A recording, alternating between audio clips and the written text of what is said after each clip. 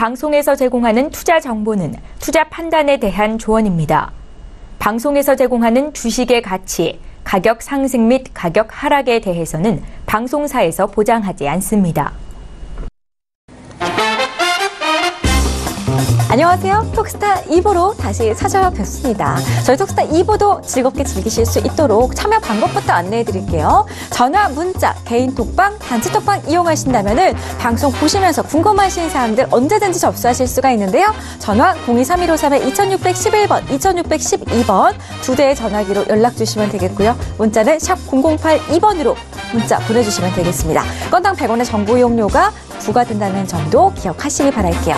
자, 그렇기 때문에 무료로 저희와 함께 하실 수 있는 공간이 또 따로 마련이 되어 있죠. 우리 스타분들의 개인 톡방 같은 경우에는 검색창에 톡스타라고 검색하신 다음에 홈페이지에 들어오셔서 원하시는 스타분의 톡방에 입장하시면 무료로 어떤 이야기든지 원하는 스타와 직접 나눠보실 수가 있으니까요. 검색창에 톡스타 지금 바로 검색해보시기 바라겠고요. 2시간 동안 저하고 스타분들과 실시간 소통 가능한 단체 톡방 같은 경우에는 카카오톡 오픈 채팅방을 이용해보시면 되겠습니다.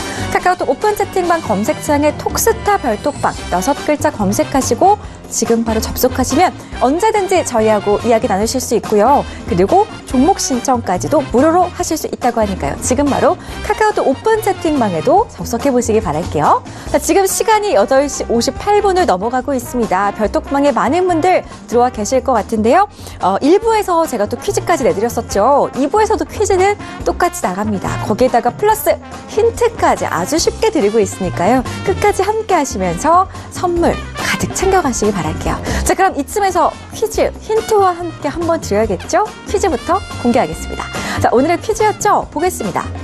네모 효과는 하루에 땡땡땡땡 한 잔 값의 돈을 절약해 꾸준히 모으면 목돈을 만들 수 있다는 것을 뜻한다. 1번 카페라떼, 2번 베르테르, 3번 플라시보. 정답을 아시는 분들은 3개의 보기 중에 1개의 정답을 골라서 문자로 보내주시면 되겠고요. 힌트 드리도록 하겠습니다. 한 잔 값이면은 이 보기 중에 한 잔으로 만들 수 있는 거 딱 하나 아닌가요? 커피 한 잔. 이렇게 추운 겨울에 커피 한 잔 마시면 참 좋은데 정답을 아시는 분들은 샵 0082번으로 문자 보내주시기 바라겠고요. 저희 톡스타 2부에서는 매일매일 많은 정보를 전달해드리기 위해서 다른 코너들을 준비하고 있습니다. 목요일인 오늘은요. 증권스쿨 코너를 준비했는데요. 코너명에서도 뭔가 느껴지시죠? 바로 교육 강의 시간입니다. 강의를 들으시다가 궁금한 내용 있으시다면 제가 방송 처음에 말씀드렸던 전화번호, 문자번호, 그리고 우리 스타분들의 개인 톡방과 단체 톡방 이용하셔가지고 많은 궁금증 제시해 주시기 바랄게요. 자, 참고로 저희 방송에서 제공해드리는 정보는 전문가들의 조언일 뿐 해당 주식의 가치와 수익률은 보장하지 않는다는 점 다시 한번 고지해드리겠습니다. 자, 그럼 증권스쿨 본격적으로 시작하겠습니다. 재테크의 새로운 패러다임, 톡스타 오픈. 주식, 해외 선물, 가상화폐까지 모든 투자를 한눈에. 톡스타 이용 방법이 궁금하다면 검색창에 톡스타를 검색, 톡스타 홈페이지에 접속, 회원 가입 후 원하는 스타를 선택하면 준비 끝! 언제 어디서든 원하는 정보를 무료로 상담받으세요. 생활 속의 재테크 톡스타, 지금 바로 접속하세요.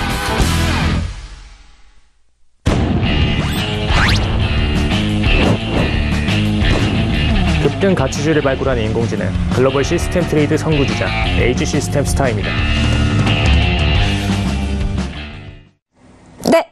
자, 오늘 증권스쿨 코너 시간에는요. 1시간 동안 두 분의 전문가를 모시고 시원한 강의를 들어보도록 할 건데요. 먼저 이 두 분과 인사부터 나눠보겠습니다. 안녕하세요. 네, 안녕하십니까. 네, 반갑습니다. 자, 두 분께 추석 인사 먼저 드릴게요. 네, 즐거운 한가위 되시죠. 네, 설날이었으면 좋겠네요. 세뱃돈 받을 수 있는데 참 아쉽습니다. 자, 두 분과 함께 그럼 본격적으로 강의를 들어보도록 할 건데요. 오늘 첫 번째 강의해 주실 분은 바로 김본스타님이죠? 네. 네, 오늘 어떤 주제 준비하셨나요? 계속 이어서 계속 하는데 이제 그 경기 분석을 조금 더 디테일하게 들어가는 그런 이제 강의를 가지고 나왔습니다. 네. 경기 분석 지난 시간에 하다가 시간이 모자라서 정말 아쉬웠었는데요. 우리 김본스타의 강의 잠시 후에 기대해 주시기 바라겠고요. 우리 에이지 시스템 스타님? 네. 스타님도 오늘 강의 준비를 하셨죠? 네, 왜 이렇게 오늘... 저를 못 쳐다보시는 거죠? 아니요. 너무 부담스럽나요? 아유, 평소가 오히려 지금 좋습니다. 네, 네. 평소에가 더 부담스러웠고요. 네. 뒤에 지금 배경이 지금 마음에 들어가지고, 좀 평소에도 톡스타 배경 이걸로 하면 안 되나, 네, 좀 이런 생각이 드는데, 일단 뭐 한가위 되셨으니까 좀 많은 분들 좀 명절, 즐거운 가족분들과 좀 즐거운 시간 보내셨으면 좋겠고요. 일단 뭐 아까 용돈 얘기 말씀하셨는데, 이거 뭐 저희 강의하는 것 자체가 이제 금융이다 보니까 금융권 뭐 하나하나가 다 피가 되고 살이 되는 용돈이 아닌가 싶습니다. 그래서 오늘 좀 제대로 강연 드리도록 하겠습니다. 좋습니다. 저희 시청자분들의 통장에 앞으로는 아주 풍성하게 많은 수익들 거두실 수 있도록 우리 AG 시스템사님의 강의까지 기대를 해보도록 하겠습니다. 뭐 돈을 직접 송금해드리고 막 이런 거 있으면 좋을 것 같은데 뭐 방송상 그럴 수가 없으니까 많이 부탁드리겠습니다. 시원시원하네요. 알겠습니다. 우리 김보은사님의 강의부터 그럼 한번 본격적으로 들어볼게요. 사님 시작해 주시죠. 네, 알겠습니다. 네. 자, 일단 뭐 설날 얘기인데 사실 저는 설날을 더 싫어합니다. 네. 설날이었으면 좋겠다고 했었는데 설날에 세뱃돈이 올해 나가기 때문에 저는 세뱃돈 받는 나이였으면 좋겠습니다. 일단 젊음이 아쉽네요. 저도 받는 나이는 아닌데요. 백투더 베이직 처음부터 다시 시작하자 계속 가고 있습니다. 자, 뭐 이렇게 제 나왔고요. 자, 또 다시 강조하지만 이거 한 1000번 할 거예요. 1000번 할 거니까 이럴 때 우리가 이런 구간 2008년에 이런 구간에 급 나가는 이런 구간에 우리가 주식에 투자하지 않고 다른 대안자산에 투자해가지고 그때 그리고 장이 올라왔을 때 그때 주식에 다시 들어갔어. 우리 자산을 소중히 지킨 다음에 바닥에서 잡을 수 있는 그런 기회가 나오면 인생이 바뀝니다. 투자에 대한 인생이 바뀌니까요. 그냥 제가 봤을 때 지금 구간에서 이런 구간에서 아무리 열심히 해도 인생 안 바뀌어요. 어차피 빚하기 때문에. 자, 그럼 오늘은 뭐 할 거냐? 주식을 분석하는 방법에서 1번 경기 순환 분석을 할 거예요. 경기 순환 분석을 할 건데 이거 이번 시간에도 다 못 끝납니다. 왜냐면 이거 한 2번 더 해야 돼요. 그래서 이거는 한 총 4강 정도 될 것 같고요. 기본적 분석이 한 8강 정도 될 것 같습니다. 기술적 분석은 안 합니다. 이건 안 해요. 제가 원래 기술적 분석 그렇게 분석을 많이 할 필요가 없다고 생각하기 때문에. 근데 우리 개인 투자자분들은 이 기술적 분석을 정말 중요시 여기잖아요. 왜 그러신지 아시나요? 왜 기술적 분석을 왜 사람들이 많이 할까요? 제일 쉬우니까. 제일 쉬워요, 이게. 이거 제일 기본적 분석은 좀 어려워요. 막말로 기본적 분석을 내가 정말 잘할 자신 있다. 주식 투자하면 안 되죠. 회계사 해야죠. 회계사 하면 돈 많이 버는데. 그쵸? 그 정도 회계사 정도의 그런 지식이 좀 갖춰져야 기본적 분석에서 투자 수익 내기 쉽거든요. 근데 우리 그 정도까지 공부를 열심히 할 거면 그냥 회계사를 하죠. 그쵸? 주식 투자를 하지 않겠죠, 당연히. 그래서 기술적 분석이 제일 쉬우니까 저는 기술적 분석 거의 안 합니다. 실제로 증권 쪽에서 자격증 중에 제일 되게 유명한 자격증이 있어요. 이 CFA라는 자격증이 있는데 미국에서 인정하는 자격증이 있는데 이 CFA 전체 페이지 뭐 쪽수로 따지자면 뭐 책 규모로 따지자면 뭐 한 몇만 페이지 정도 되거든요. 기술적 분석 딱 3쪽이 있습니다. 3페이지. 3페이지밖에 없어요. 몇만 페이지 중에. 필요 없다는 거예요, 한마디로. 자, 제가 이제 보겠습니다. 자, 매매의 팁, 수급 현황 분석을 하겠습니다. 자, 결국 이 수급도 기술적 분석입니다. 근데, 기술적 분석은 제가 눈에 얘기 드리지만 타이밍 잡을 때 쓰셔야지 종목을, 어떤 종목을 선택하는 데 쓰시면 절대 안 된다는 거. 제가 얘기를 다시 한번 드리고요. 자, 연기금 오늘 국가단체 순매수했다라는 부분이 주요 특징적인데, 자, 오늘 수급표 보시면 아시겠지만, 개인이 팔았어요. 엄청. 지수 안 봐도 비디오죠. 올랐을까요? 떨어졌을까요? 당연히 올랐겠죠, 지수는. 개인이 팔았으니까. 외국인이 샀고요. 기관이 샀습니다. 근데 기관에서 오늘 산 것 중에 특징적인 게 금융투자에서 많이 팔았는데 연기금과 국가단체. 국가단체 제가 여기서 얘기 드렸죠. 어디라고 했습니까, 여기가? 우정사업부. 우정사업부 뿐만 아니라 뭐 이렇게 시도 지방 이쪽에 이제 지방자치단체 이런 데에서 투자도 합니다. 투자를 하는데 그쪽 이제 자금 이 정도 잡혔다. 근데 대부분은 다 우정사업부예요. 코스닥 보시면 아시겠지만 코스닥은 외국인 팔았고요. 기관 팔았고 개인이 샀네요. 코스닥 안 봐도 비디오죠? 지수 어떻게 됐을지 우리 뻔히 눈에 그려집니다. 자, 근데 이제 중요한 게 최근에 이 사모펀드의 그 영향력이 좀 점점 커지고 있다. 우리나라 사모펀드가 좀 늘어나게 되면서 이 사모펀드 영향력이 점점 커지고 있기 때문에 이 사모펀드도 항상 우리가 수급 주체를 볼 때 상당히 중요시 여겨서 좀 보셔야 된다는 얘기고요. 그 다음에 선물을 볼게요. 선물. 외국인 6천 계약 순매수했어요. 네, 개인이 매도, 기관 매도. 예. 자, 옵션을 볼게요. 우리 옵션 모르시는 분들이 있지만 일단 아는 분도 있으니까 얘기 드릴게요. 자, 오늘 외국인 옵션 어떻습니까? 전부 다 순매수, 풋옵션 순매수, 양매수죠. 외국인 양매수, 개인은 자기 마음 그냥 별로 관심 없다. 개인은. 그리고 기관이 약간 양매도한 그런 모습을 좀 보여줬는데 결론적으로 오늘 같은 경우는 외국인이 이렇게 좀 양매수를 한 흐름이다. 변동성이 좀 있을 걸로 외국인은 보고 있다. 라는 얘기겠죠. 그렇죠? 근데 왜 이렇게 있을까요? 간단하죠. 추석 명절이 얼마 안 남았잖아요. 제가 명절 얘기를 드리려고 하는 거예요. 명절이 얼마 안 남았기 때문에 이번 옵션 월물은 상당히 시간같이 잡을 수 있는 그 잔존같이 잡을 수 있는 날짜가 되게 짧습니다. 짧기 때문에 양매수가 가능할 수 있어요. 예. 뒤로 가서 급격하게 프리미엄이 떨어지긴 하겠지만 그래도 지금 현재 상황에서는 양매수하는 게 상당히 좋은 선택일 가능성이 높습니다. 자, 그리고 이제 프로그램 매매 현황입니다. 프로그램 매매 현황 보면 차익에서 요즘 계속 순매수가 나오고 있습니다. 차익에서 순매수가 나오고 있고 비차익에서도 순매수가 나오면서 오늘 전체적으로 프로그램은 플러스가 났다 이렇게 보시면 되는데 차익은 제가 뭐라 그랬죠? 차익은 그냥 프로그램이 기계가 알아서 거래를 하는 걸 차익이라고 하는데 차익 거래는 지난 시간에 제가 얘기드렸듯이 선물하고 현물하고 차이 이 차이가 일정 부분 이상 벌어졌을 때 자동으로 매매가 이루어지는 그런 프로그램이고요. 비차익은 뭡니까? 펀드 매니저가 의지를 가지고 바스켓으로 묶어서 사는 걸 말한다고 제가 얘기드렸어요. 그러면 이제 비차익은 한마디로 펀드 매니저가 뭔가 사고 싶다고 했을 때 일일이 다 사지 않는단 말이에요. 그러니까 우리가 흔히 오해하는 게 뭐냐면 뭐 멋진 펀드 매니저들 그 주변에 그 펀드 매니저라고 거짓말 치시는 분들 워낙 많기 때문에 이렇게 판별을 하시면 돼요. 펀드 매니저가 종목을 찍어서 그걸 직접 사지 않습니다. 예, 그건 펀드 매니저가 아니에요. 그냥 자기 돈 자기가 매매하는 거지. 예, 펀드 매니저는 백오피스가 있어서 그냥 종목 매수 매도 결정만 하지 체결은 다른 데에서 합니다. 다른 부서에서. 예, 프론트 오피스, 미들 오피스, 백 오피스 이렇게 나눠져 있거든요. 보통 자산운용사들 같은 경우는. 그래서 뭐 자기가 뭐 매매를 했는데 뭐 종목을 뭘 결정해서 뭐 샀다 그런 일 거의 없어요. 거의 없고 이 비차익은 주로 어떤 매매가 많냐면 인덱스 펀드들 같은 경우나 아니면 그냥 일반 펀드들 또 대부분이 뭐냐면 일반 종목들 많이 사요. 시장 지수에 가깝게 많이 삽니다.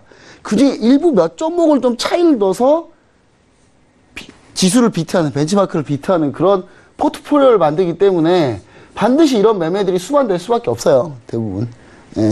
그래서 뭐 내가 뭐 어떻게 좋은 어디 금융기관에 뭐 있다 했는데 이런 걸 전혀 모른다. 그런 분은 그 거짓말일 가능성이 높아요. 사기꾼 가능성이 높다. 이런 얘기 다시 한번 드리고요. 그리고 시간대별 매매 종합 부분 시간대별 매매 종합을 왜 봤냐면 저걸 왜 가져왔냐면 외국인이 다시 반에 좀 찔끔하고 좀 매수를 좀 자금을 쏠래다가 말았어요. 쏠래다 말았는데 이때 우리가 꿈틀거린 게 뭐냐면 개인이 꿈틀거리면서 좀 팔라고 하다가 말았죠. 근데 그렇게 많이 차이는 없습니다. 이런 장 막판에 3시 반에 꼭 이런 거래들이 분명히 꼭 있을 수 있기 때문에 항상 조심하셔야 된다는 부분 얘기 드립니다. 장 막판에 좀 살짝 움직이긴 했어요. 지수가. 자, 경기순환분석 그냥 바로 넘어가도록 하겠습니다. 아까 이제 팁까지는 끝났고요. 경기순환분석 왜 해야 된다고 제가 얘기 드렸죠? 다시 한번 얘기 드리지만 우리는 경기가 이렇게 좋을 때, 지수가 이렇게 오를 때 투자해서 수익 날 확률이 더 높은 거겠죠. 그렇죠? 이렇게 떨어질 때는 투자해서 수익 날 확률이 낮죠. 왜냐 우린 주식을 하니까 매수밖에 안 할 거잖아요. 그렇죠? 예. 그러니까 떨어질 때보다 경기가 안 좋을 때보다 경기가 좋을 때 투자하는 게 당연히 확률도 높고 경기가 좋을 때 투자할 때는 경기 민감주로 하겠죠. 경기 민감주. 경기가 안 좋을 때 뭐 합니까? 경기 방어주를 하겠죠.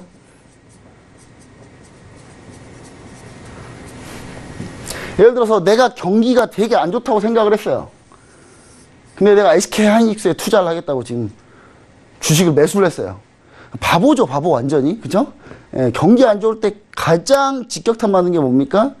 바로 IT 반도체 업종이에요. 그러니까 반도체 업종은 1년 365일 내내 반도체를 만들기 때문에 경기가 안 좋아도 공장을 멈출 수가 없어요. 그럼 계속 적자가 나겠죠. 적자 계속 나면 어떻게 됩니까? 망할 수도 있잖아요. 그렇죠? 예, 하이닉스가 예전에 거의 망하기 직전까지 갔었죠. 2008년에 글로벌 금융위기 때 거의 망하기 직전까지 왔습니다. 연 적자가 4조 이상 났었어요. 예.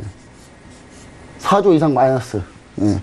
그 다음 막판에 하이닉스가 유상증자 했는데 요거 실패했으면 하이닉스 망하는 거였습니다. 근데 다행히 거기서 성공을 했는데 그때 약간 극적인 게 있었어요. 왜냐면 그때 우리나라가 돈을 1년 단위로 돈을 아예 못 빌리던 때였어요. 그러니까 우리나라 은행들이 외국한테 돈을 빌릴 때 달러를 빌려와야 되는데 외국에서는 다 3개월짜리로만 계속 3개월짜리로만 빌렸어요. 왜냐? 그만큼 경기가 안 좋았거든요. 안 좋아서 이 은행이 언제 망할지 모르니까 우리나라 같은 나라의 은행들한테는 3개월 단위로밖에 돈을 안 빌려줬어요. 근데 하이닉스가 유상증자하기 바로 전날 그때 우리은행이 1년짜리로 그때 딱 빌렸던 적이 있었어요. 딱 한 번. 그때부터 빌리기 시작해서 경기가 그때부터 조금 괜찮아졌거든요. 그때 약간 그런 운도 좀 따라줬어요. 하이닉스가. 지금 어떻게 됐습니까? 주가가 10배 이상 갔죠? 그렇죠? 그때보다. 자, 경기순환 분석. 그래서 경기순환 분석이 반드시 해야 된다라는 거고, 경기순환 분석 뭐냐? 지난번 했던 거 이어서 하는 거예요. 경제지표로 요약되는 총체적인 경제활동이 경제의 성장 추세를 중심으로 상승과 하강을 반복하는 현상. 이걸 경기순환이라고 합니다. 이렇게 가니까요. 이렇게 가죠. 그래도 우상향은 해야 되겠죠. 예. 우상향은 한다고 보는 겁니다. 예. 추세 변동, 변동에는 추세 변동, 순환 변동, 계절 변동, 불규칙 변동이 있는데, 그래서 제일 중요한 계절 변동을 잘 아셔야 되고요. 계절성을 항상 띄기 때문에 우리가 실적이나 지표나 비교를 할 때 전년 동기 대비를 우리가 중요시 여기거든요. 전년 동기 대비. 잘 써지네. 전년. 잘 안 써지네요, 이거. 일단 넘어가도록 하겠습니다. 일단 전년 동기 대비로 비교하죠. 전분기 대비, 뭐 이렇게 대비는 비교를 잘 안 합니다. 왜냐하면 계절성이 있기 때문에 그래. 계절성이 있기 때문에. 예, 계절성이 있기 때문에 그렇습니다. 자, 경기 순환 분석 지난번 했던 거 여기까지 했었죠. 예, 우리가 GDP를 알면 우리가 그 나라의 시가총액을 알 수 있고 시가총액과 그 나라가 거품인지 아닌지를 알 수가 있다고 제가 얘기 드렸죠. 그러니까 예를 들어서 1년에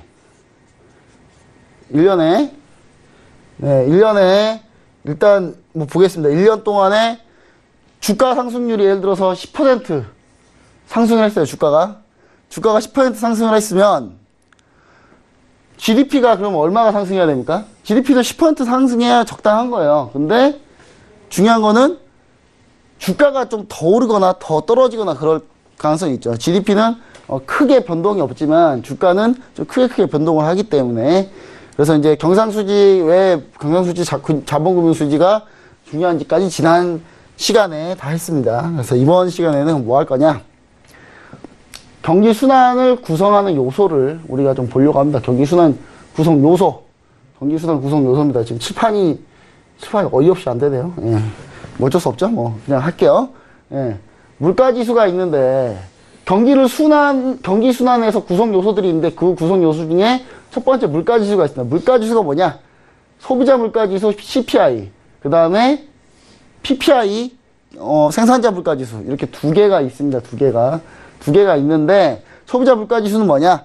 임금이 차지하는 이제 당연히 소비자들이 이제 물가가 어떻게 올랐는지 떨어졌는지를 나타내는 지표겠죠. 근데 이 소비자 물가지수 우리가 특징적인 게 뭐냐면 임금이 차지하는 비중이 상대적으로 좀 높다는 걸 우리가 좀 잘 알아야 되고요. 그 다음 경기 변동에 크게 민감하지 않다라는 부분을 우리가 잘 알아야 된다. 왜냐하면 소비자 물가지수는 경기 변동에 바로바로 민감하게 반응하지 않아요. 그러니까 원래 이런 부분들 자체가 우리가 뭐 잘못할 수도 있는데 소비자들은 그렇게 물가에 그렇게 지수에 크게 반응하지 않습니다. 생산자 물가지수가 오히려 더 민감하게 반응합니다. 왜냐하면 기업체들 같은 경우는 원료나 이런 걸 살 때 바로 경기에 반응하거든요. 근데 반면에 CPI, 소비자 물가지수는 그런 거에 좀 반응하지는 않는다. 다만 CPI도 상당히 이제 유념스럽게 봐야 되는 건 뭐냐면 생산자 물가지수가 먼저 오르면 그 뒤에 소비자 물가지수가 올라요. 생산자 물가지수가 먼저 오르고 이게 후행성을 좀 가지고 있습니다. 그런 부분까지도 좀 아실 필요가 있고, 자, 이제 소비자 물가지수는 이제 물가가 얼마나 올랐느냐인데, 예를 들어 뭐 그런 경우가 있어요. 우리나라가, 전 정권 때랑 그 전전 정권 때 보면 알겠지만, 물가가 거의 안 올랐어요. 예. 근데 제가 알기로는 밥값을 5,000원, 6,000원이었던 밥값이 8,000원 오른 게 한 몇 년 전이거든요? 근데 5,000원짜리 밥값이 1,000원 더 올려서 6,000원이 되면 몇 프로 오른 겁니까, 이게? 이게 20% 오른 거잖아요. 근데 우리나라 통계치 나오면은 물가 상승률이 2%도 안 된다. 이런 통계가 나와요. 그러니까 보면은 좀 어이가 없죠. 그쵸? 예, 지금 이 통계는 도대체 어느 나라 통계인가? 예, 분명히 밥값은 한 20% 올랐는데, 예, 그러니까 한마디로 이 물가 지표를 만질 가능성도 있다라는 부분은 우리가 잘 아셔야 됩니다. 그리고 특히 중국 같은 경우는 잘 만져요. 예, 중국 같은 경우는 잘 만지고, 우리나라도 뭐 거의 저는 만진다고 생각을 해요. 왜냐? 아니, 물가를 구성하는 요소 중에 뭐 석탄 이런 거 들어가 있고 잘 쓰지도 않는 거 넣어서 물가 상승률이 마치 낮은 것처럼 많이 보이게 예전엔 그랬어요. 근데 지금은 어떤지 모르겠습니다. 예전에는 뭐 믿을 게 하나도 없는 상황이어서 그때는 물가가 참 못 믿는 상황이었죠. 자, 그 다음에 이제 물가 지수를 우리가 알았으니까 그 다음에 우리가 두 번째 알아야 될 게 통화량이 있습니다. 경기 순환을 구성하는 두 가지 요소 중에 통화량이 있는데, 이 통화량은, 보통 통화량을 1% 증가시키면은 실질 GDP가 0.4% 증가해요. 그러면 통화량이 뭐냐면 돈을 찍어서 내면 되는 거거든요. 돈 찍어서 내면 딱 뿌려버리면 그러면 GDP 계속 올라가겠네? 생각할 수 있죠. 근데, 하지만 장기적으로 봤을 때는 실질 GDP가 증가가 안 하고요. 예, 물가만 1% 올라갑니다.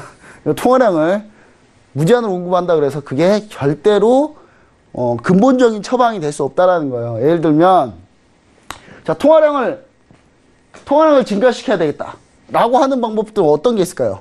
헬리콥터에서 그냥 돈 뿌리면 됩니까? 이렇게? 예, 그렇게 한다고 되는 게 아니겠죠. 보통 이제 금리를 많이 만지죠. 금리를 내리면 통화량이 늘어나는 거겠죠. 그쵸? 금리를 내리면 통화량이 늘어나고요. 그리고, 또 통화량을 늘릴 수 있는 방법이 뭐냐면 대표적인 정책이 뭐냐? 채권 매입 같은 거예요. 그러니까 예를 들면, 나라에서 민간이 가지고 있는 채권, 부실채권이나 이런 거를 사주는 거죠. 사주게 되면은 민간은 그 채권이 넘어가고, 그 나라에서는 돈이 그 민간 쪽으로 넘어가겠죠. 그러면 시장에 돈이 많아지겠죠. 그럼 통화량을 늘릴 수 있는 방법이 있는 거예요. 예. 그래서 장기적으로는 이제 우리가 보면은 통화량을 구성하는 요소는 M1, M2, M3가 있어요. 이렇게 M3가 있는데 우리가 잘 아셔야 될 거 M2를 잘 아셔야 돼요. M2. 근데 이 M2를 그럼 어디서 알 수 있냐? 알 수 있습니다. 예. 보면은 한국은행이거든요. 한국은행 이코스라고 들어가 보신 적 한 번도 없으시죠? 그죠? 예. 우리 개인 투자자분들이 이런 데서 참 많은 걸 얻을 수 있는데 단 한 번도 들어가 보신 적이 없을 거예요. 제가 딱 세 군데 항상 들어가라고 저는 얘기하는데, 우리나라 주식 하시는 분들한테 세 가지를 제가 얘기하는데, 첫 번째 한국은행 이코스, 두 번째 전자공시 시스템 다트, 그다음 세 번째 통계청 자료, 이렇게 딱 세 개 정도만 보셔도 충분히 좀 많은 정보를 얻을 수 있습니다. 근데 이코스 같은 데 가면은 통화 및 유동성 지표 이제 클릭해 보시면 친절하게 엑셀까지 다 제공해요. 데이터까지 다 제공해 주고 있습니다. 이거 다 무료예요. 예. 무료로 하는 거예요. 예. 그러니까 한국은행 다니는 사람들한테 돈 많이 주잖아요. 뭐 이런 거 많이 잘해놓으라고. 그쵸? 예. 그러니까 우리가 이런 데 가서 좀 많이 보시면은 상당히 좀 도움이 된다라는 거. 여기서는 M1, M2, M3 다 측정이 됩니다. 매달 측정해서 이렇게 통계치를 올려놓고 있으니까요. 꼭 보시면은 좋을 것 같고, 물가지표도 여기에 많이 나옵니다. 그래서 이 부분도 많이 좀 참고해 보시면 좋을 것 같습니다. 여기에 볼 거 되게 많아요. 네. 제가 자료 뽑을 때 주로 이런 걸로 여기 들어와서 많이 뽑아요. 자, 그 다음에 경기 수단을 구성하고 있는 세 번째 요소는 금리가 있습니다. 금리는 돈을 빌리는 대가로 지불하는 자금의 가격이에요. 예, 자금의 가격인데 지금 펜이 지금 참 안 돼서 참 뭘 할 수가 없는데 네, 어쩔 수 없네요. 일단 금리 상승 시 그리고 금리 하락 시 과정을 이해하는 게 상당히 중요하다라는 거를 말씀드립니다. 왜냐하면 여기서 이제 뭐 쓰면서 제가 뭐 하나 하려고 그랬더니 잘 안 써져서 제가 특별하게 좀 얘기를 좀 못 드리겠는데, 일단 금리는 어떻게 보시면 되냐면 경기가 좋으면 금리를 올리게 되고요. 경기가 안 좋으면 금리를 내리게 됩니다. 그래서 경기가 좋고 나쁨에 따라서 금리가 달라진다. 지금 금리를 지금 올리고 있죠. 금리를 계속 올리고 있는 지금 상황입니다. 그건 뭡니까? 경기가 좋아서 올리는 거죠. 우리나라 금리는 왜 못 올려요? 경기가 안 좋으니까. 경기 안 좋으니까 금리 못 올리는 거예요. 금리를, 그리고 우리나라가 경기 때문에 좀 금리를 올릴 가능성도 좀 있는데 왜 더욱 안 올리느냐? 가계대출 우리나라가 되게 많죠. 그럼 금리를 조금이라도 올려버리면 전 국민의 가계대출 금리가 다 오르기 때문에 그런 부분 이제 부담스러워서 금리를 쉽게 못 올리고 있습니다. 그래서 다음 시간에 제가 이 금리의 경로가 어떻게 되는지, 금리 경로만 잘 알고 계시면요, 상당히 좀 편하니까 이 금리 경로와 환율 경로에 대해서 제가 얘기를 드리도록 하겠습니다. 일단 이번 시간은 여기까지 하고요. 뭐 좀 더 자세하게 얘기 드리고 싶은데 여건이 오늘 되게 안 좋네요. 네, 알겠습니다. 네. 기본스타와 함께 경기순환 분석이라는 주제로 강의 들어보는 시간 가져봤고요. 다음 주 목요일 이 시간에 여러분들 찾아뵙는 시간에 계속해서 이어진다고 하니까요. 그날도 많은 시청 부탁드리겠습니다. 다음으로는 우리 LG 시스템 스타의 강의를 들어볼 건데요. 스타님, 네. 오늘 어떤 주제라고요?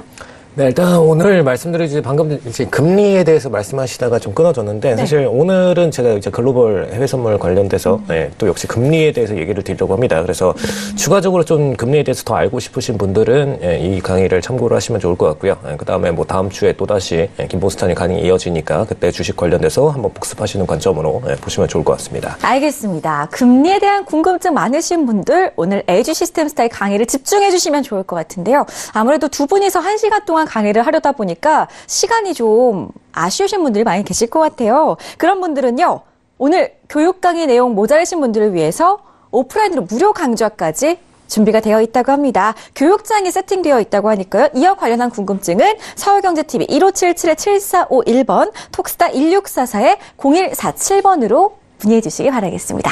자, 그럼 LG 시스템스타의 강의 시작해 보도록 하겠습니다. 스타님. 네. 네.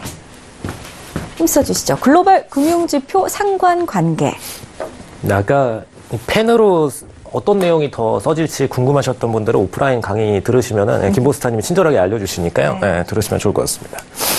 일단 오늘 저번에 이어서 계속해서 이제 금리 그리고 금융시장의 핵심 지표들에 대해서 말씀을 드릴 텐데, 저번에 이제 간단히 기축통화 그리고 달러 인덱스 구성 요소, 그다음에 달러 인덱스 구성 요소를 기반으로 해서 해외 선물 차트가 어떻게 움직이는지 이거를 보여드렸습니다. 그때 유로랑 달러 인덱스가 180도 전환 차트 기준으로 많이 움직인다라는 거 핵심 지표 들었고요. 그다음에 이 유로랑 달러 인덱스에서 벗어난 다른 통화들은 슬슬 이 180도 전환 차트가 안 나오고 연동성이 떨어진다라는 얘기를 드렸습니다. 그렇죠? 이제 오늘부터는 금리에 대해서 본격적으로 얘기를 드릴 텐데, 금리는 일단 핵심적으로 각국 중앙은행에서 결정하는 이 통화 핵심 지표입니다. 근데 금리가 제일 중요한 이유가 해외 선물에 있어서 트레이딩의 가장 기본이 되고 중앙이 되는 게 바로 금리입니다. 그래야 금리를 기준으로 해서 모든 통화 가치가 설정이 되고, 그리고 통화 가치를 기반으로 모든 증시 상품들 그리고 각 상품들 군까지도 다 설정이 되기 때문에, 특히 미국 금리 같은 경우에는 뭐 오일이라던가 다른 상품 선물들의 가격을 결정하는 기본 통화 기축 통화죠. 그렇기 때문에 당연히 금리가 중요합니다. 금리를 기반으로 해서 통화 가치가 변경이 되는 만큼 상품 선물에도 반영이 되고, 금리 자체 선물에도 반영이 되고, 그 외에 지수 선물까지도 전부 다 반영이 되는 만큼 핵심 지표로 보시면 될 것 같고요.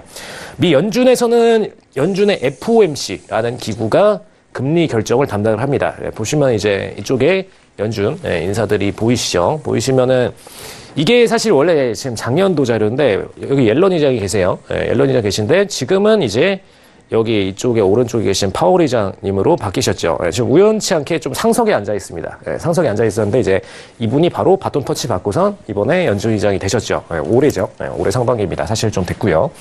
근데 사실상 제일 중요한 부분은 일단 이분들이 금리 결정을 들어갈 때 표결을 던집니다. 각 한 명 한 명 전부 다 표결을 던지게 되고요. 대부분 사실 사전 회의를 진행하고 나서 던지기 때문에 만장일치로 표결이 되는 경우가 많습니다. 그래서 금리 인상 표결에 대해서는 거의 이제 인사들 대부분이 뭐 의견이 엇갈려서 애매하게 막 한 표 차이로 금리 인상이 되고 한 표 차이로 금리 인상이 안 되고 이런 경우가 잘 없고 뭐 각국 중앙은행들도 마찬가지지만 거의 다 올인으로 한 번에 진행이 됩니다. 그렇기 때문에 볼 수 있는 지표가 이 연준의 인사들 각각이 금리 인상 전에 발언을 해줘요. 미리 이 시장의 충격을 완화하기 위해서 매트리스를 깔아주기 위해서 발언을 미리 한 명 한 명씩 다 합니다. 근데 이때 이 발언에서 중요도를 중심으로 보자면은 이 FOMC 위에 의장, 부의장이 있죠. 그 다음에 이 아래 이사, 그리고 총재들 중에서 FOMC를 구성하는 총재들이 있습니다. 연준 총재.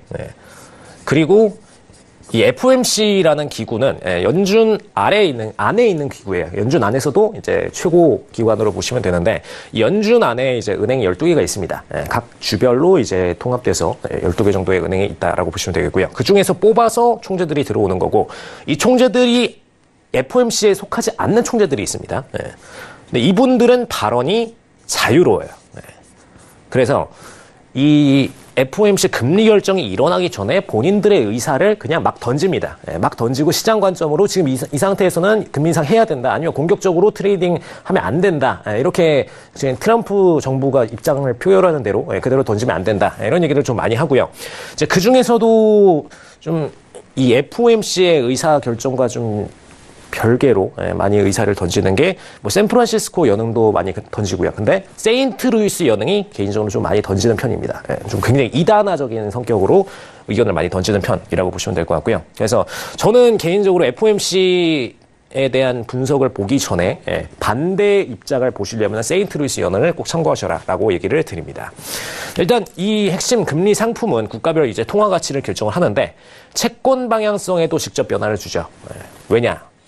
채권 자체는 기본적으로 뭐 채권 금리가 일반적으로 기준금리보다는 높게 형성이 될 수밖에 없고요. 당연히 은행금리보다도 좀 더 높게 형성이 될 수밖에 없습니다. 일단 원금 손실 가능성도 있기 때문에, 물론 이제 국채 기준으로 볼 때는 국가가 더 안정성이 높지 않느냐라는 관점 때문에 국채는 오히려 반대 스프레드를 보여줄 때도 있는데, 일반적으로는 이제 채권 금리는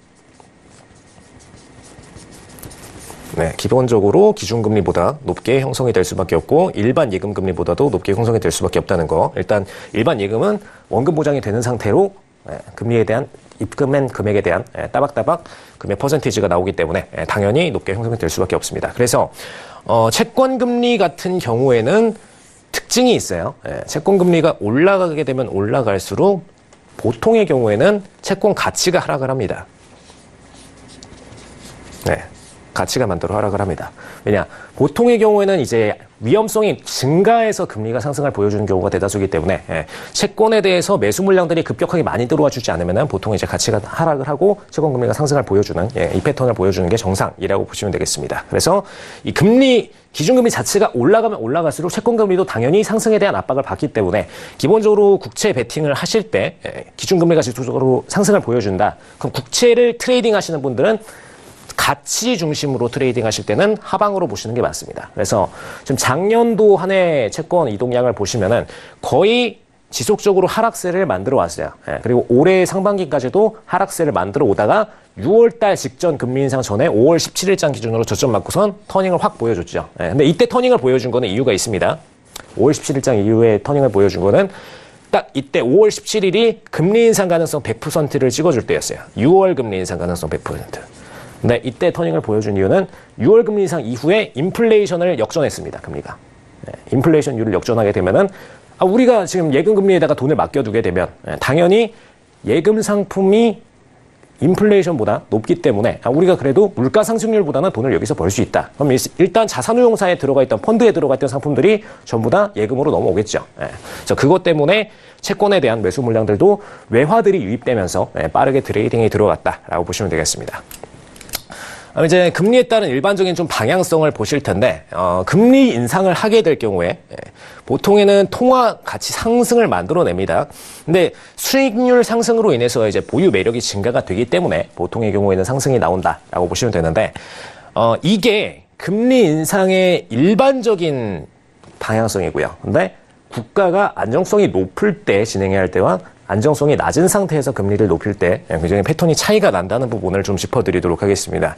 일단 앞서 말씀드린 대로 금리 인상은 채권금리 상승을 야기한다. 그리고 채권금리는 채권 원금 리스크 때문에 기준금리 인상이 이상인 것이 기본적으로 정상이다라고 보시면 되겠고요. 네, 이 패턴 아까 말씀드린 금리 인상, 통화가치 상승 패턴이 왜 반대의 경우가 나오는지 지금부터 좀 말씀을 드리겠습니다. 일단 금리 인상의 두 가지 패턴이 있는데 경제가 호조가 나올 때가 있고 경제가 악화가 나올 때가 있어요. 일단 경제 호조부터 보겠습니다. 지금 미국의 경우에 해당합니다. 경제 호조는. 대부분의 지금 신흥국들은 경제 호조라고 글로벌 전체적으로는 평가받았다가 최근에 미국이 지속적으로 금리 인상 들어가 주면서 외화가 빠르게 빠져나가니까 급격하게 갑자기 IMF에서도 그러고 보고서를 지금 신흥국 갑자기 마이너스 쪽으로 터닝이 됐다. 이런 이슈들을 많이 내놓고 있죠. 그래서 일단 이거는 대표적으로는 미국의 사례를 보시면 될 것 같고요. 경제 상승 때문에 경제 상승에 따른 물가 상승이 일어난다라는 얘기를 써드렸습니다. 근데 이유는 간단하죠. 우리가 경제가 상승을 합니다. 계속해서 호조세가 돌아가고 돈을 많이 벌어요. GDP를 많이 높아지고 경제 상승으로 인해서 기업들도 돈을 많이 벌고 저희 계좌에도 돈이 많이 꽂힙니다. 기분이 좋죠. 이거를 딱 예금 상품에서 다시 빼가지고 다시 현금 결제로 사용을 하죠. 그럼 당연히 버는 돈이 많아서 유동통화량이 증가를 해줍니다. 그죠? 유동통화량이 증가하면 뭐죠? 일단 우리가 차 한 달에 사도 7천만 원짜리 살 수 있는 거를 1억 원짜리를 사는 거예요. 그럼 이거에 맞춰서 차 회사들은 어떻게 하죠? 본인들이 차를 조금 더 디자인, 리모델링을 해서 포장을 해가지고 가격을 더 올려서 출시를 들어갑니다. 이렇게 해서 단계적으로 당연히 물가는 상승을 보여줄 수밖에 없고요. 그래서 이게 기본적인 패턴으로 보시면 되고요. 경제 호조에 있어서. 근데 여기에 맞춰서 이 물가 상승률에 맞춰서 금리 인상을 들어가게 됩니다. 왜냐? 물가 상승률보다 금리 인상이 너무 괴리감 있게 낮게 되면은 사실 지금 대부분의 국가들이 2008년 경제 위기 이후에 그런 상태입니다. 물가 상승률보다 금리 자체가 굉장히 낮은 상태를 유지하고 있기 때문에 일단 예금 상품에다 넣어도 돈을 벌지를 못해요. 상대적으로 물가 대비 마이너스입니다. 그래서 뭐 매년 2%씩 뭐 마이너스를 본다, 뭐 매년 한 4%씩 마이너스를 본다 이런 얘기들이 각국별로 있죠. 그래서 그게 물가 대비 마이너스라는 부분을 참고하시면 될 것 같고요. 그걸 따라잡기 위해서 보통은 경제가 호조로 올라가면 올라갈수록 금리 인상을 해주는 게 정상입니다. 그래서 이 물가 상승률을 잡을 수 있도록 사실 금리 인상 자체로 인해서 앞서 말씀드린 대로 통화가치 상승 메리트가 있어요. 그것 때문에 통화가치 상승하게 되면 반대로 물가도 잡고요. 그 다음에 금리 인상으로 인해서 기본적으로 예금 상품을 통해서 물가를 잡을 수 있는 이 패턴이 발생합니다. 그래서 선순환적 구조가 발생이 되기 때문에 가장 이상적인 구조다라고 보시면 될 것 같고요. 다만 이렇게 될 경우에 통화 보유 가치가 증가를 해주고 이에 따른 가치 상승이 발생합니다. 여기에서는 어떤 반론을 제기할 수가 없죠. 굉장히 경제가 호조로 잘 가고 있고 그 상태에서 금리 인상 들어가고 통화에 대한 보유 가치 증가했고요. 이 국가도 좋고 뭐 예금 상품으로도 좋고 깔 부분이 없기 때문에 당연히 통화 가치 상승을 보일 수밖에 없습니다. 네, 보시면은 지금 이제 왼쪽의 차트 지금 기본적으로 지금 금리 자체 그리고 지금 통화 가격, 통화 가치에 대해서 계속해서 하락세 나왔던 부분에 대해서 짚어드렸는데, 근데 반대로 지금 금리 인상 부분에 대해서 보여드리면은 지금 이게 브라질 금리 인상 퍼센티지입니다. 지금 14%까지 넘어갔다가 떨어지는 모습을 보여줬는데, 이렇게 급등세를 만들어낼 수밖에 없습니다. 통화 가치가 급격하게 하락을 하게 되면은. 근데 이렇게 될 경우에는 오히려 경제 악화 패턴이기 때문에 다른 양상이 발생을 합니다. 이 패턴을 좀 보여드릴게요. 경제 악화인 국가입니다. 아까는 미국 같은 경우는 경제 호조로 잘 흘러가고 있는 국가, 좋게 흘러가고 있는 국가였고요. 지금 이 국가는 경제 악화 쪽으로 흘러가고 있는 국가입니다. 근데 경제 악화에 따라서 보유 통화 매각으로 인해서 물가 상승이 들어간 국가들이죠. 한마디로 이제 베네수엘라 혹은 뭐 이란 최근에 그리고 터키, 지금 터키 뭐 리라와 같은 경우에는 가격 폭락으로 인해서 반대로 일시적으로 짧게 명품에 대한 메리트가 증가를 했었었죠. 근데 그건 다시 물가 상승으로 이어지게 되고 결국에는 그런 메리트가 사라지게 됩니다. 그래서 경제 악화에 따라서 보유 통화 매각, 그죠? 이 통화를 매각하고선 나가는 겁니다. 외화를 또 지금 외국인들이 들어왔다. 외국인들이 이 터키장에 들어왔다. 터키 증시를 트레이딩하던 외국인들은 빠르게 지금 통화가 폭락하고 있으니까 이거 매각하고선 바로 다시 본국으로 자금 송환해라. 이렇게 오더가 나오겠죠. 그럼 당연히 이 보유 통화에 대해서 매각을 빠르게 던져버리고 그다음에 통화를 본국으로 송환합니다. 그럼 이에 따라서 당연히 물가 상승은 일어날 수밖에 없죠. 통화 가치가 하락하기 때문에. 그래서 이 통화 가치가 없어서 각국이 보유 통화를 매각하는 과정이 들어가게 되고, 근데 이걸 잡기 위해서 금리 인상을 하는 경우가 있습니다. 예. 왜냐? 일단 물가 상승은 올라가고 있고요. 예, 물가 상승률에 맞춰서 금리를 올려줘야, 그래야 상대적으로 통화를 잡을 수 있다고 생각을 하죠. 근데 이거는 틀린 말은 아닙니다. 왜냐? 일단 금리가 올라야 익시트를 하려던 외국인들이 그래도 여기 은행에다가 넣어두면은 10몇 프로라도 나오는데 이 뱅크런만 안 나오면은 넣어두는데 나쁘지 않지 않을까? 그래도 저금리일 때보단 이런 생각을 조금이나마 더 하게 돼요. 예. 근데 통화 가치도 안 좋으면서 저금리예요. 그냥 익시트로 끝나죠. 예. 그냥 바로 다 익시트 해버립니다. 굳이 여기 있을 이유가 없어요. 근데 그나마 금리라도 높으면은 여기 그래도 넣는 게 낫지 않을까라는 관점이 생깁니다. 그건 이제 우리나라로 따지면 어떤 것과 가느냐. 이제 제2, 3금융권, 뭐 이제 저축은행 보시면 이제 저축은행 금리가 더 높죠. 예. 그런 쪽에다가 일부러 상품들을 고금리로 유치를 해놓는 경우가 많습니다. 그래서 이런 상품들과 똑같이 해석을 하시면 돼요. 예. 이런 국가들은 기본적으로 금융적인 리스크가 높기 때문에 이에 따라서 금리를 높게 설정을 들어가고 여기에 맞춰서 리스크를 좀 감당하고선이라도 자금을 넣어두는 겁니다. 그래서 이런 관점의 금리 인상으로 보시면 될 것 같고요. 그럼 이렇게 되면 단점이 있어요. 예, 금리 인상을 이런 식으로 패턴을 일어나게 될 경우에는 지금 경제 상황이 안 좋은 상태입니다. 예, 자금 유동량도 일단 많긴 많은데 좀 보셨죠? 그 베네수엘라 같은 경우에 카트 끌고 시장에 사과 하나 사러 갑니다. 예, 그럼 그런 상황이 발생하면은 당연히 기본적으로 기업들이 부채 비중 증가할 수밖에 없습니다. 금리 인상이 들어가게 되면서 본인들 부채 이자에 대한 부담은 더 올라가게 되고요. 그럼 이에 따라서 당연히 부채 부담 증가를 하게 되고 여기에 따라서 도산되는 기업들이 많이 발생을 합니다. 그죠? 그래서 이 퍼센티지를 감당하는 기업들은 오히려 더 호조로 흘러갈 수도 있는 반면에 대부분의 기업들은 이 부채 부담을 빠르게 적응하지 못하죠. 그래서 도산에 들어가게 되고요. 그럼 당연히 이에 따라서 실업률 증가 들어갑니다. 저번에 제가 첫 강의 때 말씀드렸던 이제 파운드와 조지 소로스 사건, 그때도 마찬가지예요. 금리를 공격적으로 인상을 들어가니까 기업들이 부채 부담을 못 감당하죠. 그래서 도산으로 들어갔고 빠르게 실업률이 증가를 했습니다. 똑같이 통화가치 폭락 그리고 제2, 제3금융권과 같은 고금리, 그 다음에 역시나 마찬가지로 빠르게 같은 실업률 쪽으로 흘러가게 되고요. 그럼 경제 마이너스 쪽으로 가기 때문에 지속적으로 통화 가치는 하락할 수밖에 없겠죠. 그래서 그 양상이 있기 때문에 경제가 호조인 국가가 금리 인상을 할 때랑 경제가 지금 악화 쪽으로 가고 있는 국가들이 금리 인상할 때는 굉장히 패턴이 다르게 양상이 나타난다는 거 참고하시면 되겠습니다. 네, 그리고 이 부분을 종합적으로 형성을 해드려서 이번에 설명을 드릴 부분이 디커플링입니다. 네, 디커플링. 지금 최근에 이제 뭐 신흥국 증시도 마찬가지고 우리나라 증시도 마찬가지였습니다. 지금 미국 기준과 비교를 할 때 굉장히 증시가 왜 기존에 잘 똑같이 흘러가다가 지금 보시면 옛날에는 잘 흘러갔었어요. 지금 이거 항생입니다. 뭐 이제 신흥국이라고 할 수는 없지만 최근에 이제 항생도 신흥국들과 동반된 패턴을 많이 가지고 있기 때문에 항생 지수 같은 경우에는 S&P랑 같이 동반 상승을 잘 해줬었어요. 근데 지금 2018년도 초반부터 슬슬 저항받을 때 같이 저항을 받기 시작을 하더니 근데 5월 달부터는 급격하게 디커플링이 스타트가 됐습니다. 아까 제가 짚어드릴 때 5월 달에 대한 얘기를 하나 해드렸어요. 5월 17일장 기준으로 금리 인상 확률이 100%를 찍었다라는 얘기. 보시면 5월 살짝 넘어서부터입니다. 6월 되기 전이에요. 6월 되기 전입니다. 지금 이 점을 잘 보세요. 지금 이게 5월이고 이게 7월입니다. 여기 중앙이 6월이죠. 6월 금리 인상 들어가기 전이에요. 전부터 디커플링이 스타트가 됐습니다. 그럼 이건 뭐냐? 금리 인상 퍼센티지가 100%를 찍어주는 시점 기준으로 해서 디커플링이 스타트가 됐다라고 보시면 되겠죠.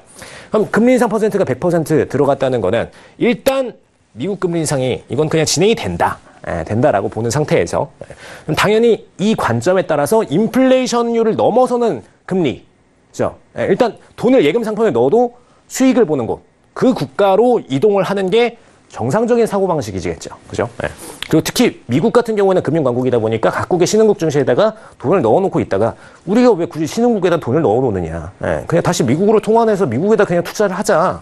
이렇게 트레이딩을 들어가는 겁니다. 그래서 빠르게 신흥국 증시에서 혹은 중국 증시, 중국 증시는 일단 부채 부담이 높은 증시이기 때문에 그리고 아시아 증시랑 같이 흘러가기 때문에 여기서 돈 빼버리고 빠르게 그냥 미국으로 다 돈 송환 들어간 겁니다.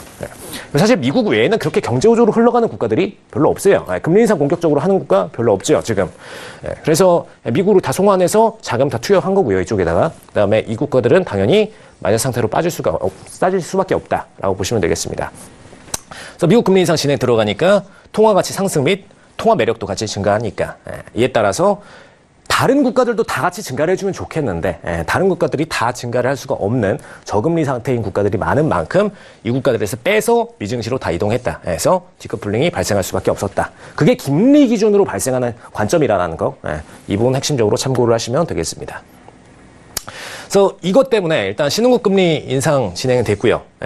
신흥국 금리가 일부러 이 디커플링 상황을 막기 위해서 그나마 좀 바지가랑이라도 잡아보자. 그래서 지금 나가는 자금들 우리 금리 높여서라도 좀 유혹을 해보자. 그래서 신흥금리 인상을 진행했습니다. 근데 반대로 이것 때문에 통화 매력도는 증가하긴 하는데 각국 기업들이 있잖아요. 이 국가들도 기업들이 결국엔 증시를 이루는 겁니다. 증시가 뭐 미국 기업들 갖다가 이루어지는 것도 아니고요.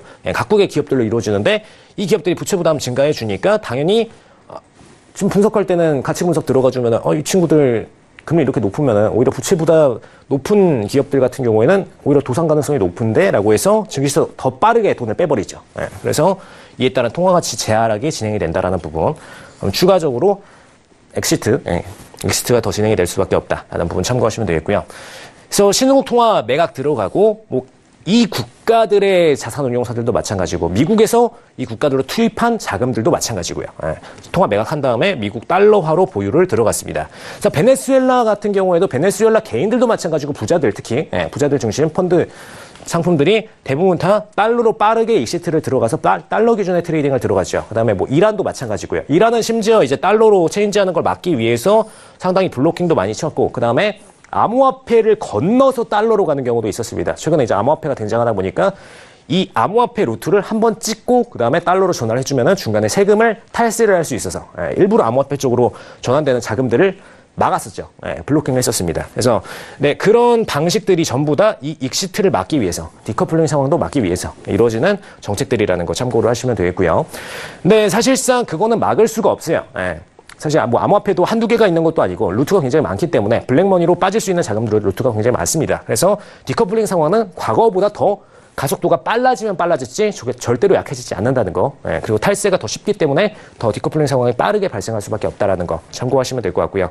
그래서 결과적으로는 증시 디커플링 발생 쪽으로 흘러갔다라는 부분 오늘 여기까지 정리를 드리도록 하겠습니다. 네, LG 시스템 스타와 함께 글로벌 금융지표 상관관계에 대한 강의까지 들어봤는데요. 자, 시간 관계상 오늘 두 분의 강의는 여기까지만 진행을 하도록 하겠습니다. 이어지는 강의는 다음 주 목요일 이 시간에 방영되니까요. 다음 주에도 계속해서 저희 톡스타 시청해 주시면 되겠습니다. 자, 오늘 함께 해주신 두 분하고는 여기서 인사드릴게요. 고맙습니다. 네. 지금까지 2시간 동안 상담부터 강의까지 다양한 내용들 다뤄봤는데요. 많은 도움이 되셨길 바라겠고요. 자, 오늘도 역시나 여러분들께 제가 선물을 드려야겠죠? 퀴즈 정답부터 맞춰보도록 하겠습니다. 오늘의 퀴즈입니다. 정답은요, 1번. 카페라떼였는데요. 정답 맞춰주신 분들 굉장히 많았다고 합니다. 그중에 5분 추첨을 해봤는데요. 휴대전화 뒷번호로 공개할게요. 자, 휴대전화 뒷번호 2925님, 4333님, 7314님, 그리고 3453님, 9602님 이렇게 5분 당첨되셨고요. 내일 톡스타 고객센터에서 전화 드린다고 하니까요. 모르는 번호도 전화를 꼭 받아주시기를 바라겠습니다. 자, 저희 방송은 여기서 끝나지만 또 우리 스타분들에게 연락할 수 있는 수단이 있죠. 무료 단톡방과 무료 개인 톡방이 있습니다. 무료 개인 톡방 같은 경우에는 검색창에 톡스타 검색하시고 저희 홈페이지에 들어오셔서 원하시는 스타분의 톡방에 입장하시면 언제든지 무료 상담 가능하니까요. 검색창에 톡스타 검색해보시기 바라겠고요. 2시간 동안 생방송 중에 활짝 열려있는 단톡방 같은 경우에도 우리 스타분들이 입장해 있으니까요. 언제든지 부담 없이 들어오셔서 무료 상담 받아가시면 되겠습니다. 카카오톡 오픈 채팅방에서 톡스타 별톡방 6글자 검색하시고 입장해보시기 바랄게요. 자, 오늘도 일부에서 함께했던 스타분들의 추천 종목들 잠시 뒤에 화면으로 다시 한번 정리해 드릴 거고요. 이번 주말부터 본격적인 추석 연휴가 시작이 되는데요. 저희 톡스타도 연휴 기간 동안 실시간 방송 대신에 그동안 톡스타에서 방송된 주요 내용들을 모은 하이라이트가 방영이 된다고 합니다. 놓친 부분 있으셨다면 추석 연휴를 계기로 보충하는 시간 가져보시면 좋을 것 같고요. 가족들과 함께 풍성하고 즐거운 한가위 보내시기 바라겠습니다. 자, 저희는 연휴가 끝나는 다음 주 목요일 8시에 다시 돌아오겠습니다. 고맙습니다.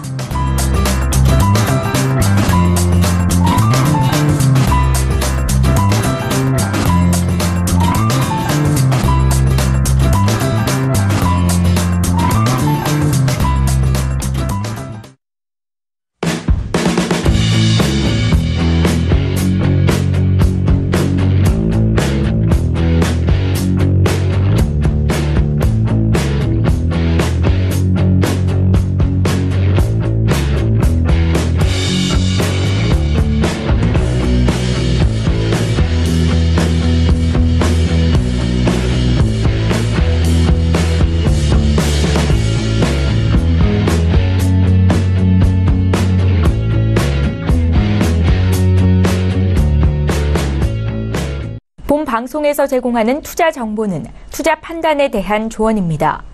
방송에서 제공하는 주식의 가치, 가격 상승 및 가격 하락에 대해서는 방송사에서 보장하지 않습니다.